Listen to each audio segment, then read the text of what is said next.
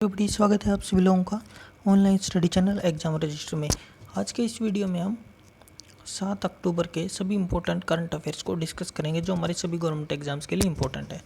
तो चलिए शुरू करते हैं हमारा आज का वीडियो। अगर आप लोगों ने अभी तक चैनल को सब्सक्राइब नहीं किया तो चैनल को सब्सक्राइब कर ले और बेल आइकन को जरूर दबाएँ।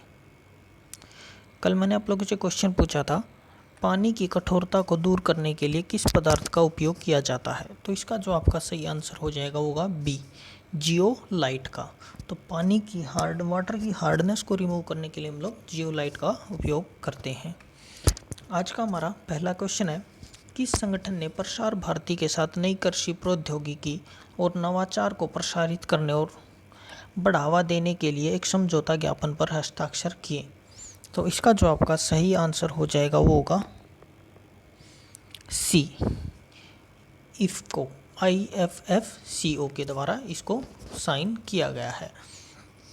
तो इफ्को जो कि हमारी विश्व की सबसे बड़ी उर्वरक की सहकारी कोऑपरेटिव जो हमारी कंपनी है, यानी कि इफ्को यानी भारतीय किसान उर्वरक सहकारी लिमिटेड ने प्रसार भारती के साथ जो हमारी नई जो कृषि की रिलेटेड प्रौद्योगिकी से रिलेटेड और नई तकनीक से रिलेटेड जो टेक्निक्स हैं उनको किसानों तक पहुंचाने के लिए और उनके बारे में जानकारी किसानों तक पहुंचाने के लिए है जो ये MOU है, जो मेमोरेंडम ऑफ अंडरस्टैंडिंग है, वो हमारा जो इफ्को और प्रसार भारती के बीच में साइन किया गया है, जो कि दिल्ली के हमारा जो पृथ्वी भवन है उसके अंदर इसको कार्यक्रम के अंदर साइन किया गया था।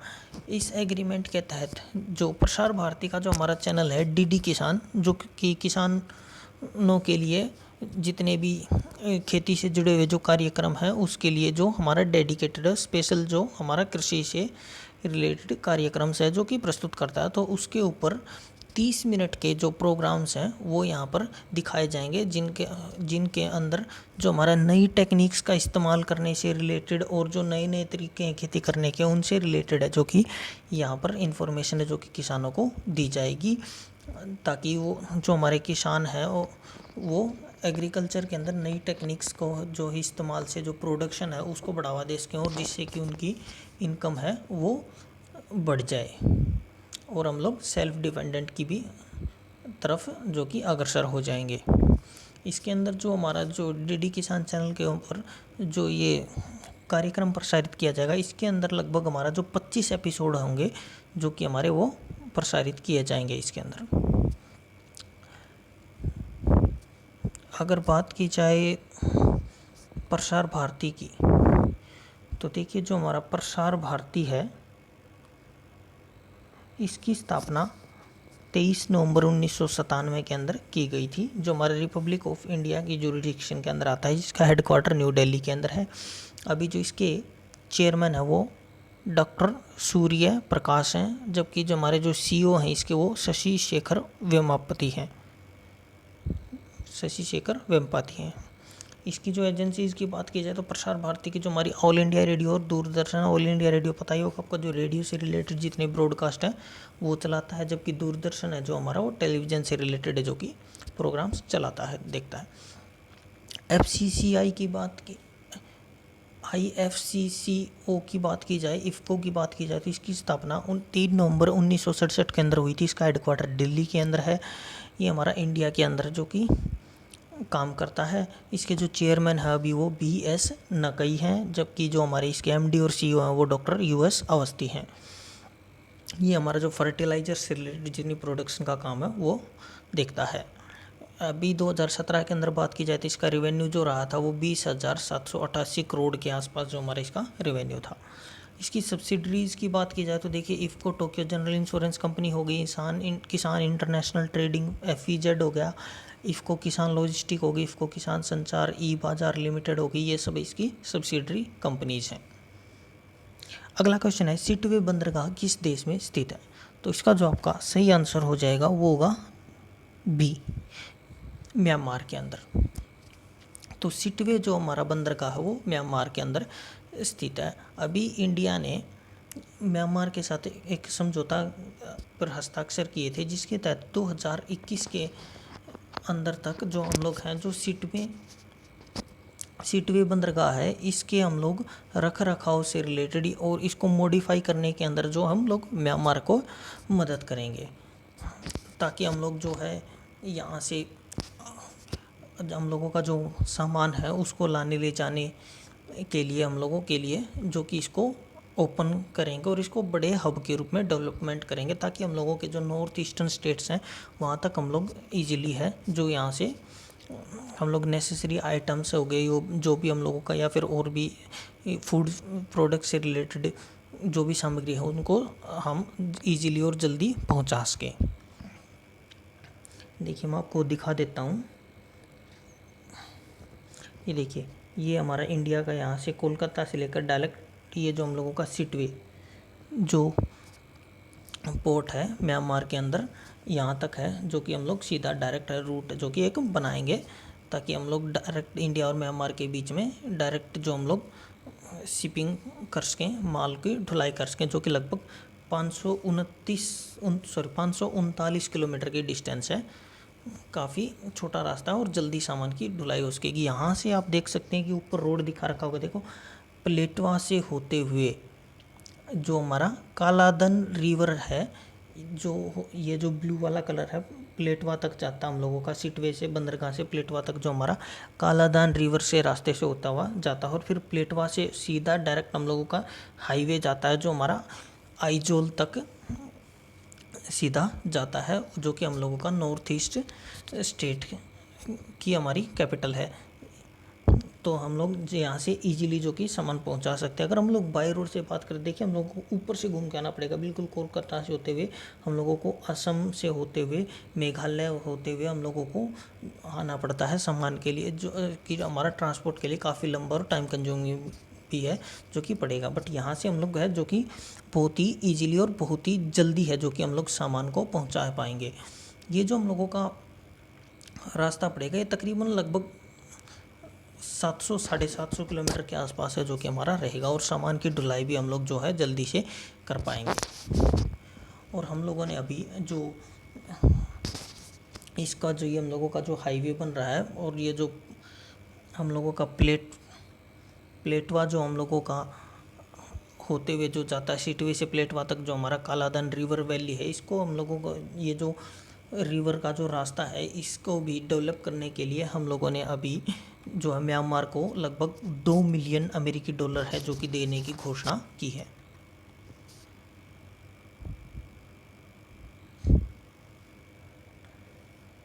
अगला क्वेश्चन है, डिजिटल सेवा सेतु कार्यक्रम किस राज्य सरकार द्वारा शुरू किया गया था? इसका जो आपका सही आंसर हो जाएगा वो होगा ए, गुजरात के द्वारा।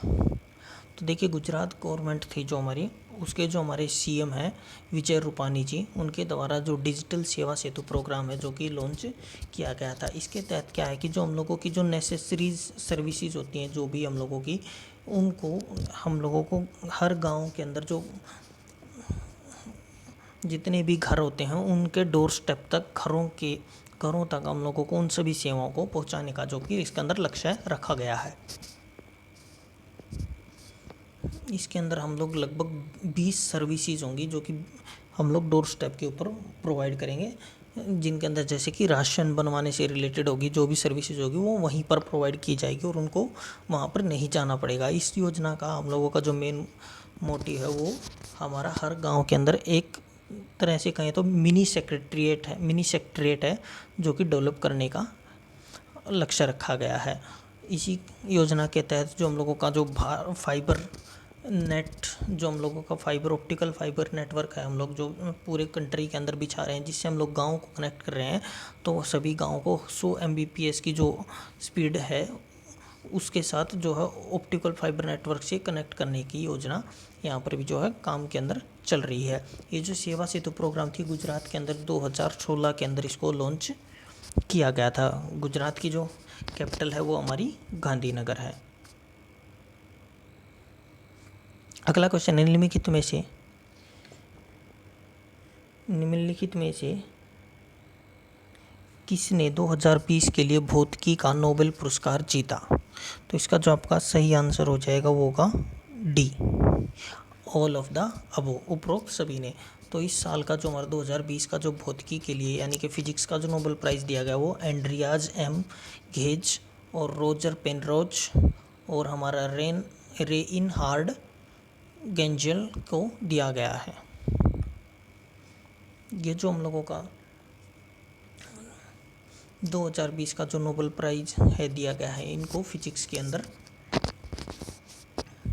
ये हम लोगों का इनको ब्लैक होल की डिस्कवरी और उसके ऊपर रिसर्च के लिए इनको दिया गया है, जो कि हमारा 10 मिलियन अमेरिकी डॉलर है, जो कि इनको प्राइज़ के रूप में दिया जाएगा, जो कि तीनों के बीच में इनको इक्वली डिस्ट्रीब्यूट कर दिया जाएगा। एंड्रियाज है जो हम लोगों की वो चौथी वूमेन बन गई है जिसे फिजिक्स के क्षेत्र के अंदर भौतिकी के क्षेत्र में नोबेल पुरस्कार से सम्मानित किया गया है। एंड्रिया से पहले बात की जाए तो जो 3 महिलाएं जिनको फिजिक्स के जो पुरस्कार से सम्मानित किया गया है वो हमारी मैरी क्यूरी जिन्हें 1903 के अंदर, और जबकि जो मारिया ग्योपर्ट मेयर है उन्हें 1963 के अंदर, और डोना स्ट्रिकलैंड है उन्हें 2018 के अंदर जो है ये पुरस्कार से दिया गया था। जबकि जो मैरी क्यूरी हैं वो इकलौती ऐसी महिला हैं जिन्हें फिजिक्स और केमिस्ट्री दोनों के अंदर जो कि नोबेल प्राइज़ प्राप्त हो। केमिस्ट्री के अंदर इन्हें 2011 के अंदर जो कि है नोबेल प्राइज़ दिया गया था। इंडियंस की बात की जाए तो फिजिक्स के अंदर इकलौते भारतीय जिन्हें नोबेल प्राइज़ पुरस्कार प्राप्त हुआ है वो हमारे श्री प्रोफेसर सीवी रमन जी थे, जिन्हें 1930 के अंदर नोबेल पुरस्कार दिया गया था फिजिक्स का, जो कि उन्हें रमन इफ़ेक्ट के लिए दिया गया था। रमन इफ़ेक्ट जो कि डिस्कवर किया था उन्होंने, उसी के लिए इसको पुरस्कार दिया गया था। नोबेल पुरस्कार की बात की जाए तो नोबेल पुरस्कार जो फिजिक्स का नोबेल पुरस्कार था उसे 1916, 1931, 34, 1940, 41 और 42 के अंदर नहीं दिया गया था, जो कि हम लोगों के क्योंकि वर्ल्ड वार के कारण इसको स्थगित कर दिया गया था। वर्ल्ड वार जो हम लोग का विश्व युद्ध प्रथम और विश्व युद्ध द्वितीय था उसके कारण इनको नहीं दिया गया था इन वर्षों के अंदर। रमन इफेक्ट की बात की जाए तो हमारा रमन इफेक्ट क्या था, उन्होंने जो प्रोफेसर सीवी रमन थे उन्होंने जो लाइट की स्कैटरिंग थी उसके बारे में जो है काफ़ी रिसर्च की थी, और जो पूरी दुनिया को जो इसके काफ़ी रिजल्ट थे इसके अंदर जो काफ़ी रिसर्च करके जो कि बताया था लाइट की स्कैटरिंग से रिलेटेड, और जो वेवलेंथ था उसके बारे में भी इन्होंने काफ़ी जो है रिसर्च की थी, जिसके कारण इनको फिजिक्स का नोबेल प्राइज़ दिया गया था। अगला क्वेश्चन है, भारत के सबसे तेज आर्टिफिशियल इंटेलिजेंस सुपर कंप्यूटर का नाम क्या है? तो इसका जो आपका सही आंसर हो जाएगा वो होगा सी, परम सिद्धि।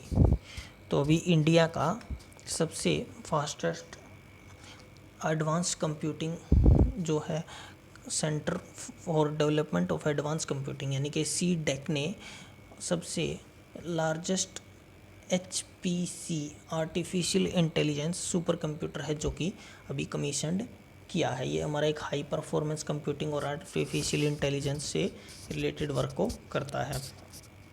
इंडिया ने जो नेशनल सुपर कंप्यूटिंग मिशन है उसको इम्प्लीमेंट किया है, जिसके तहत जो 70 हम लोग जो है एक 70 सुपर कंप्यूटर का एक नेटवर्क है जो कि बिल्ड करेंगे। इंडिया के कंप्यूटर को इंडिया के अंदर बात की जाए तो देखिए जो फर्स्ट सुपर कंप्यूटर था इंडिया का जो हमारा नेशनल का सुपर कंप्यूटिंग मिशन के तहत बनाया गया था वो हमारा परम शिवाय था। ये भी हम लोगों का CDEC जो हमारा centre for development of advance computing उसके द्वारा इसको बनाया गया था।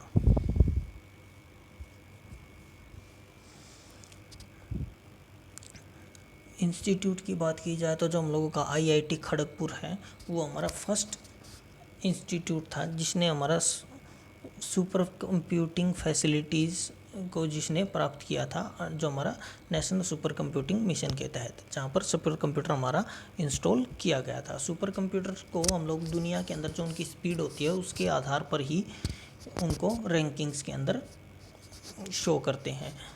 इंडिया के सुपर कंप्यूटर्स की और जो पूरी दुनिया के सुपर कंप्यूटर हैं उनकी बात की जाए तो देखिए इंडिया का जो प्रत्यूष था वो 39th पोजीशन के ऊपर था, जिसकी स्पीड 4006 T/s थी। ये हमारा इंडियन इंस्टीट्यूट ऑफ मेट्रोलॉजी के अंदर अभी हाल के अंदर इंस्टॉल्ड है, काम कर रहा है। मिहिर जो हम लोगों का सुपर कंप्यूटर था वो 66th पोजीशन के ऊपर था, जो कि हमारा national centre for medium range weather forecasting के अंदर अभी जो इंस्टॉल्ड है वहाँ पर उपयोग किया जा रहा है। वेदर फोरकास्टिंग के लिए इसका उपयोग किया जा रहा है। हमारा INC1 जो कि 206वीं रैंक के ऊपर है। SERC जो हमारा सुपर कंप्यूटर वो 327वीं रैंक के ऊपर है पूरी दुनिया के अंदर। iDataPlex है जो हमारे 496वीं रैंक के ऊपर स्थित है। पूरी दुनिया का सबसे फास्टेस्ट सुपर कंप्यूटर की बात की जाए तो जो जापान का फुगाकू है वो हमारा पूरी दुनिया का सबसे फास्टेस्ट सुपर कंप्यूटर है, जिसकी स्पीड है जो वो 415 पेटाफ्लॉप्स है।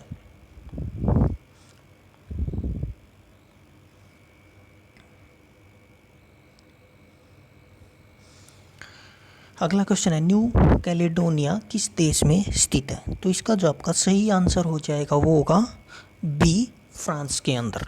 तो न्यू कैलेडोनिया जो हमारा फ्रांस के अंदर स्थित है। ये अभी हाल ही में रिसेंटली न्यूज़ के अंदर काफ़ी था, क्योंकि यहाँ पर जो एक रेफरेंडम किया गया था कैलेडोनिया के अंदर, जो कि फ्रांस से अलग होने को लेकर, इंडिपेंडेंट होने को लेकर के, इंडिपेंडेंट स्टेट या कंट्री के रूप में उसको स्थापित करने के लिए रेफरेंडम किया गया था, जिसके अंदर जो इसकी कैलेडोनिया की इंडिपेंडेंस के विरुद्ध है जो कि वोटिंग हुई थी, और जिसके कारण इसका जो रेफरेंडम का जो रिजल्ट निकला, इससे इसको जो हमारा फ्रांस के साथ ही रहने के लिए डिसाइड किया गया था, जो कि वहाँ के लोग थे इसके द्वारा। जो हमारा जो न्यू कैलेडोनिया है ये फ्रांस की जो हमारी टेरिटरी है वहाँ पर जो हमारा साउथ ईस्ट पैसिफिक ओशन है जो उसके साथ में स्थित है। ये जो हमारा कैलेडोनिया है ये काफ़ी फेमस जो हमारा टूरिस्ट स्पॉट्स है, और जो हमारा इसके जो कोरल सीज होते हैं उसके लिए, समुद्री शैवाल होते हैं उसके लिए भी ये काफ़ी फेमस है। इस आइलैंड की बात की जाए तो जो हमारा जो कैलेडोनिया आइलैंड है इसकी जो खोज की गई थी, जो वो ब्रिटिश नेविगेटर जो हमारा जेम्स कुक है उन्होंने 1774 के अंदर इसकी खोज की गई थी, और इसे 1853 के अंदर जो फ्रांस के द्वारा इसको अधिकार कर लिया गया था, एनेक्स कर लिया गया था इसको, और 1953 के अंदर इसको जो हमारे जितने भी इसके जो नागरिक थे, सिटीजन्स थे, उनको फ्रेंच की सिटीजनशिप जो कि दे दी गई थी। लगभग पॉपुलेशन की बात की जाए तो देखिए जो कैलेडोनिया है इसकी जो 39.1 पॉपुलेशन है वो हमारी कनक कम्युनिटी से आती है, जो कि हमारे मेलानेशियन टेरिटरी के अंदर जो कि स्थित है। मेलानेशियंस जो हम लोगों की मोस्टली जो हम लोगों की बात करूँ तो जो मेलेनेशिया से जो कि इनके ओरिजिनल इनहेबिटेंट्स हैं, वहाँ के मूल निवासी थे। मेलेनेशिया एक हमारा ओशिनिया का एक छोटा सा रीजन है जो कि हमारा new Guinea island, south west Pacific ocean जो कि हमारा कोंगो तक है, और अराफुरा सी तक स्थित है, वहाँ इसको मिला करके जो कि बनता है। यहाँ पर जो 27.2% जो पॉपुलेशन है लगभग वो हमारे यूरोपियंस हैं जो कि हमारी न्यू कैलेडोनिया की पॉपुलेशन को बनाती हैं, जिसके अंदर जो हमारे इंडोनेशियंस, वियतनामीज, एथनिक चाइनीज़, फ्यूटूनिशियन और वेलिशियंस हैं जो कि आते हैं। रिसोर्सेज की बात की जाए तो देखिए जो हमारा जो कैलेडोनिया है वो हमारा पूरी दुनिया का 10% जो निकल के भंडार हैं वो हमारे कैलेडोनिया के अंदर पाए जाते हैं, जो निकल के अंदर जो कि काफ़ी रिच है। ये सेल्फ गवर्निंग टेरिटरी की बात की जाए तो देखिए सेल्फ गवर्निंग टेरिटरीज़ क्या होती हैं, जिन्हें पूरी तरह से स्वतंत्रता नहीं होती, यानी कि आज भी एक तरह से कॉलोनाइजेशन के रूप में जो कि वहाँ पर जो है किसी कंट्री की कॉलोनाइजेशन के रूप में वो अभी भी वर्क कर रहे हैं, काम कर रहे हैं। जैसे हम लोगों का जैसे इंडिया था वो पहले ब्रिटिश की कॉलोनाइजेशन था, एक प्रोविंस प्रांत के रूप में काम करता था। तो वैसे ही आज भी जो हमारे कुल ऐसे 17 जो हम लोगों के स्टेट्स हैं जो कॉलोनाइजेशन का अभी भी पालन कर रहे हैं। ये आप देख सकते हैं नीचे जो कि हमारे दिए गए हैं, American Samoa, Anguilla, Bermuda, British Virgin Islands, Cayman Islands, Falkland Islands, French Polynesia, Gibraltar हो गया, गोम हो गया, मोंट्रिस्टा, न्यू कैलेडोनिया हो गया, सेंट हेलेना हो गया। ये हमारे सब के सब जो हमारे सेल्फ गवर्निंग टेरिटरीज़ हैं।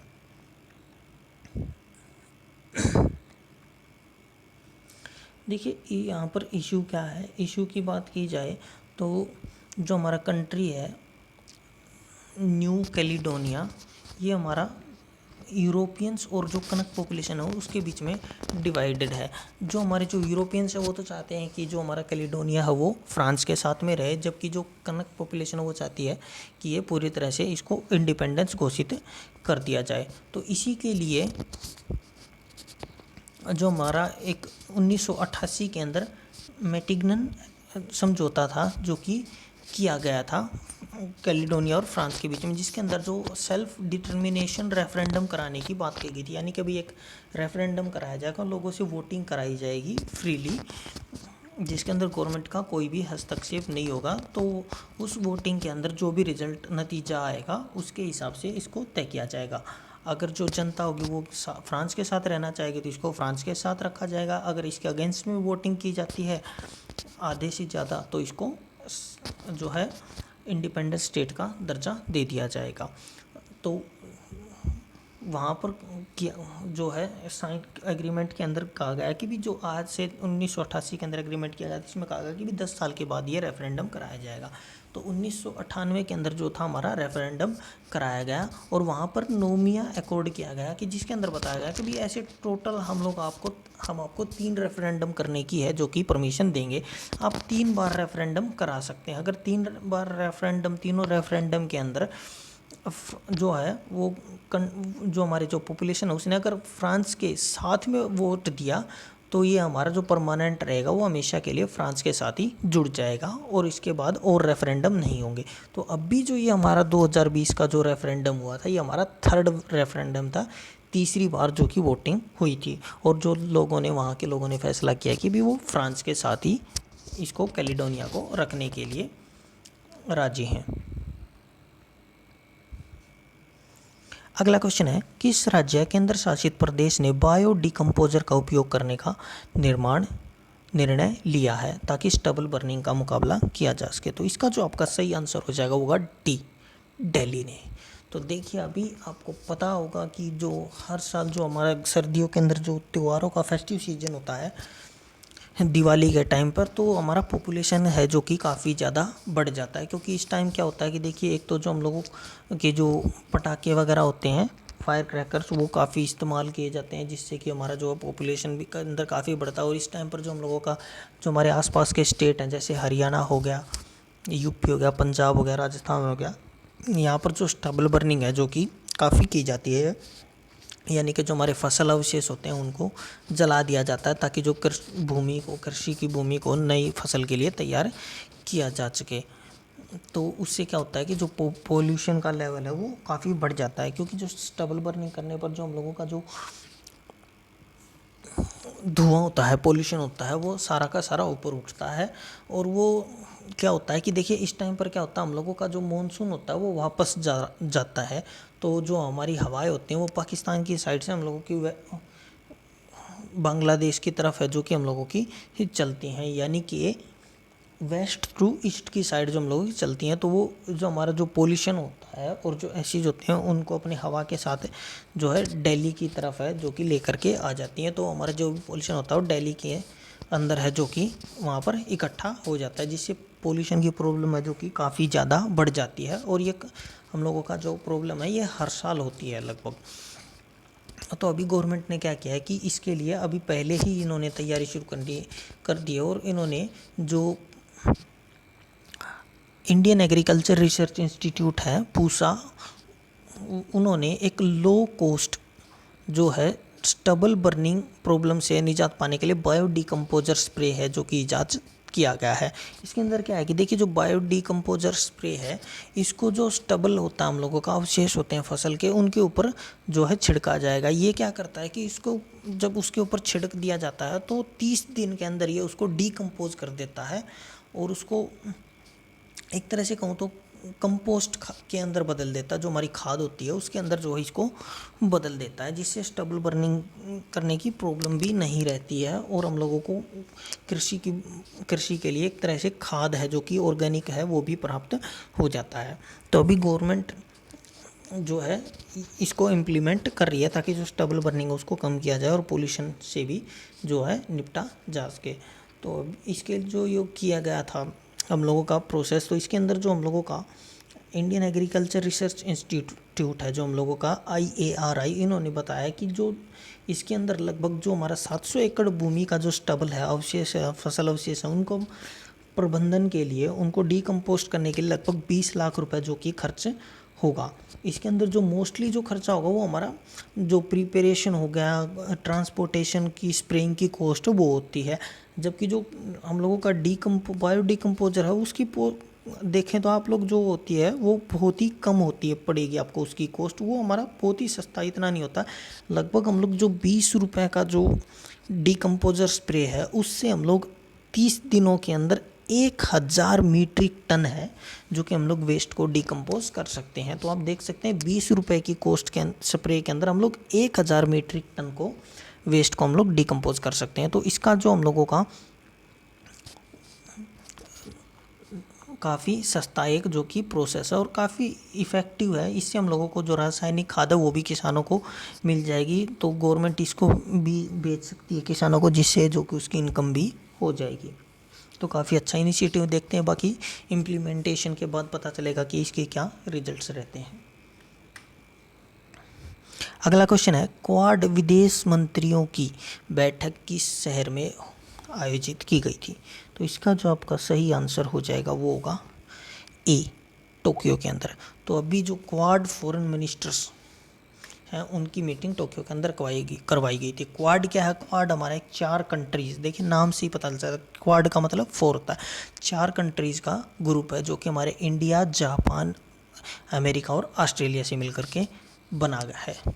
तो इसकी जो मीटिंग टोक्यो के अंदर हुई थी और हमारा इंडिया की तरफ से जो हमारे एक्सटर्नल अफेयर्स मिनिस्टर हैं, विदेश मंत्री हैं, S जयशंकर जी, उन्होंने इस मीटिंग को अटेंड किया था।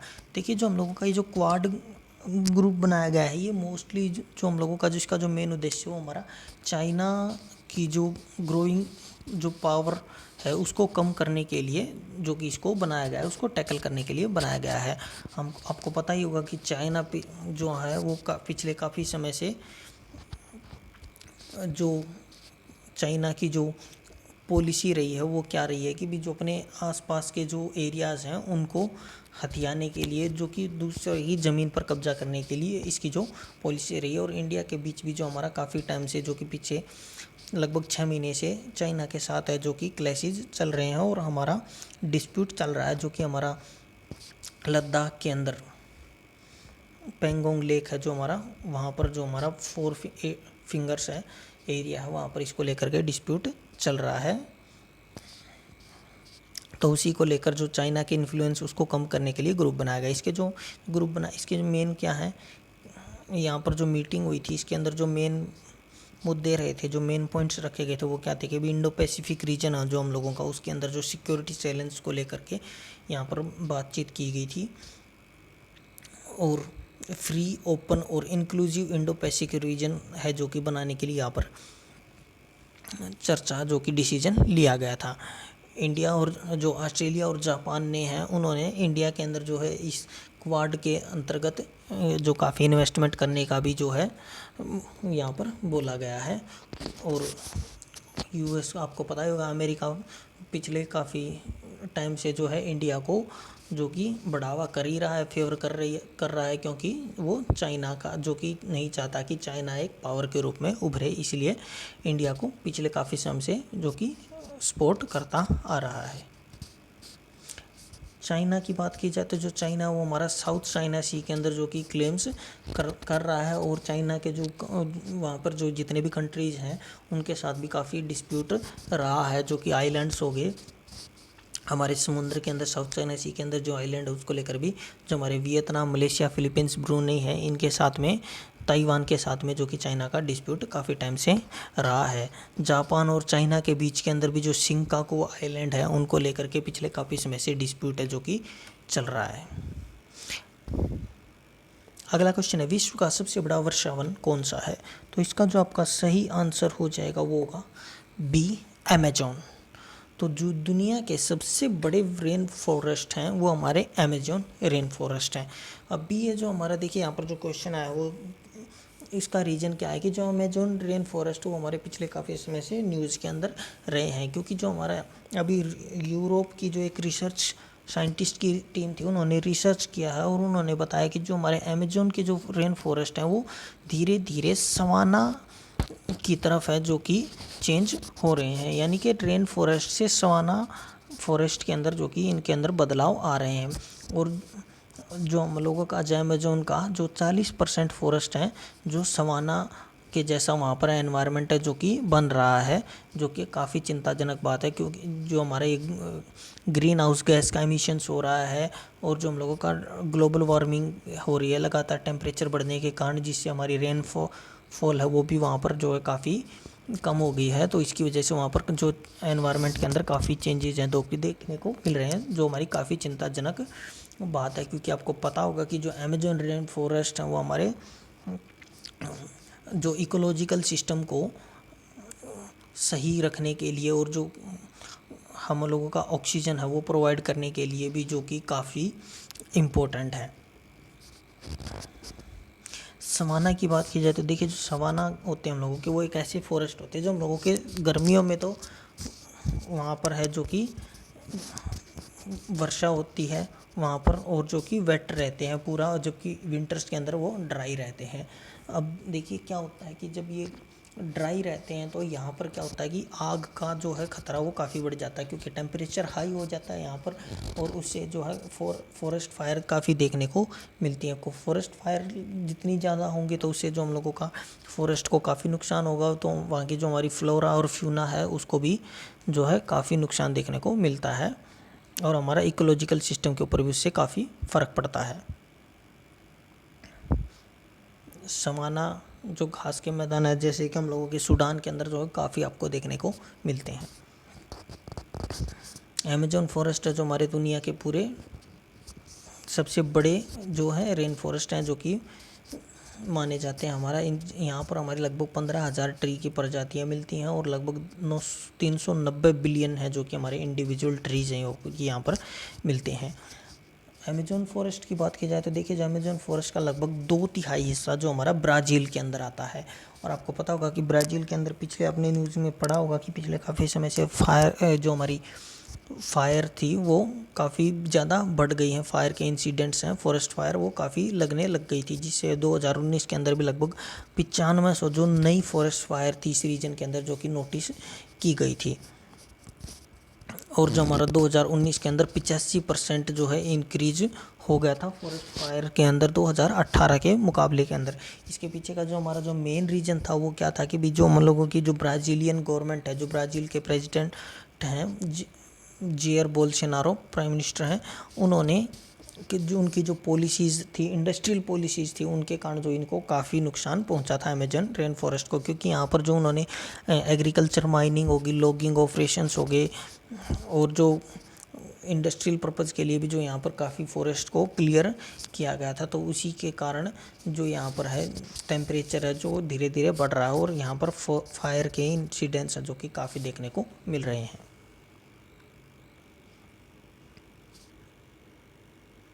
अगला क्वेश्चन है निम्नलिखित में किस एक्सप्रेसवे में भारत का पहला जो है जानवरों के आने जाने के लिए जो एक पास का निर्माण किया जा रहा है। तो इसका जो आपका सही आंसर हो जाएगा होगा डी, दिल्ली मुंबई। तो देखिए जो हमारा दो दिल्ली मुंबई एक्सप्रेस वे है इसके ऊपर जो हमारा ओवरपास है जो कि बनाया जा रहा है ताकि जो जानवर हैं वो हम लोगों के आसानी से ऊपर से रास्ते से जो कि कवर कर जाएं। क्योंकि जो हमारा ये जो दिल्ली मुंबई एक्सप्रेस वे ही हमारा मुकुंदरा और रणथंभौर जो वाइल्ड लाइफ सेंचुरी है उन दोनों के बीच के मध्य से गुजरता है, जोड़ने वाले रास्ते से जाता है। तो यहाँ पर जो ह्यूमन एनिमल्स का कॉन्फ्लिक्ट को रोकने के लिए ये एनिमल ओवर ब्रिज जो कि बनाए जा रहे हैं, जिससे हम लोगों का जो ये जो हमारी पासिंग बनाई जाएंगी इससे क्या होगा कि जो एनिमल्स हैं वो हाईवे के ऊपर से ही डायरेक्ट जो उस पास की वजह पास की मदद से दोनों हमारे मुकुंदरा और रणथंभौर वाइल्ड लाइफ सेंचुरीज के अंदर आसानी से जो कि ट्रैवल कर सकेंगे और ह्यूमन का जो एनिमल्स के साथ जो कॉन्फ्लिक्ट है उसको भी जो है कम किया जा सकेगा। रणथंभौर नेशनल पार्क की बात की जाए तो देखिए जो रणथंभौर नेशनल पार्क है ये हमारा एक टाइगर रिजर्व है जो कि इसको घोषित किया गया था टाइगर प्रोजेक्ट के तहत 1973 के अंदर। इसके अंदर जो हमारे काफ़ी जो विविध प्रकार के जो फॉरेस्ट हैं और जो वाइल्ड लाइफ है वो हमारे पाए जाते हैं, जैसे इंडियन लियोपर्ड हो गया, बंगाल टाइगर हो गया, वाइल्ड बोर हो गया, स्लोथ बियर हो गया, मगर क्रोकोडाइल्स हो गए जो कि यहाँ पर पाए जाते हैं। ये जो हमारा पार्क है रणथंभौर नेशनल पार्क ये हमारा चेनाब रिवर के पास स्थित है। साउथ के अंदर ये चेनाब रिवर है जबकि इसके नॉर्थ के अंदर बनास रिवर है जो कि मिलती हैं। ये जो पास बनाए जाएंगे ये हर 500 मीटर की डिस्टेंस के ऊपर है जो कि ये पास बनाए जाएंगे जो कि 3 से 4 मीटर की चौड़ाई के अंदर बनाए जाएंगे। जबकि 5 जो हमारे अंडरग्राउंड स्ट्रेचेज हैं वो भी हमारे डेवलप्ड किए जाएंगे जो कि प्रत्येक 2.5 किलोमीटर की डिस्टेंस के ऊपर है जो कि ये डेवलप्ड किए जाएंगे।